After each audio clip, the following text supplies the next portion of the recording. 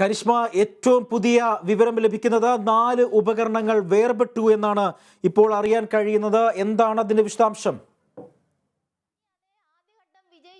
നമുക്കിതിലൂടെ അറിയാൻ സാധിക്കുന്നത് ആദ്യ 19 മിനിറ്റ് കഴിഞ്ഞപ്പോൾ 4 ഉപഗ്രഹങ്ങൾ വിക്ഷേപിച്ചു. അത് വളരെ വിജയമായി പൂർത്തിയായി എന്നാണ് നമുക്ക് അറിയാൻ സാധിക്കുന്നത്. അപ്പോൾ ആദ്യഘട്ടത്തിൽ വിക്ഷേപണം വിജയിച്ചു എന്നാണ് നമുക്കിപ്പോൾ അറിയാൻ സാധിക്കുന്നത്. ഇപ്പോൾ സമയം 9:21 ആണ്. 9:19 തന്നെ ആദ്യത്തെ 4 ഉപഗ്രഹങ്ങൾ വിക്ഷേപിച്ചു. അപ്പോൾ ആദ്യഘട്ടം ദൗത്യം വിജയമായി എന്നാണ് നമുക്കിപ്പോൾ അറിയാൻ ലഭിക്കുന്ന വിവരം. അജി,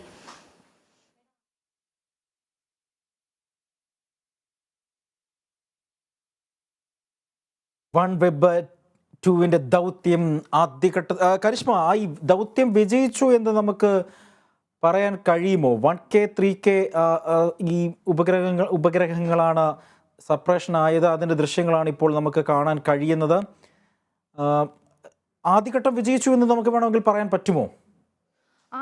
പൂർണ്ണമായി വിജയിച്ചു എന്ന് നമുക്ക് പറയാൻ സാധിക്കില്ല. കാരണം 36 ഉപഗ്രഹങ്ങളുമായാണ് റോക്കറ്റ് പറന്നിരിക്കുന്നത്. ആദ്യഘട്ടത്തിൽ 19-ാം മിനിറ്റിൽ 4 ഉപഗ്രഹങ്ങൾ വിക്ഷേപിച്ചിരിക്കുകയാണ്. അതിന്റെ ഭ്രമണപഥത്തിലേക്ക് കടത്തിവിട്ടതിന് ശേഷമായിരിക്കും വീണ്ടും സഞ്ചരിച്ച് അടുത്ത ഭ്രമണപഥത്തിൽ മറ്റു ഉപഗ്രഹങ്ങളെ വിക്ഷേപിക്കുക.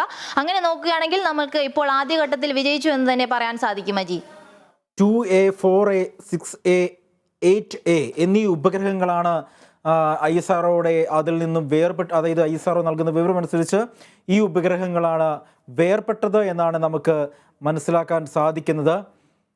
ആകെ 36 ഉപഗ്രഹങ്ങളാണ് ഉള്ളത്. കരിഷ്മയിലേക്ക് വീണ്ടും. കരിഷ്മ, തുടരാം.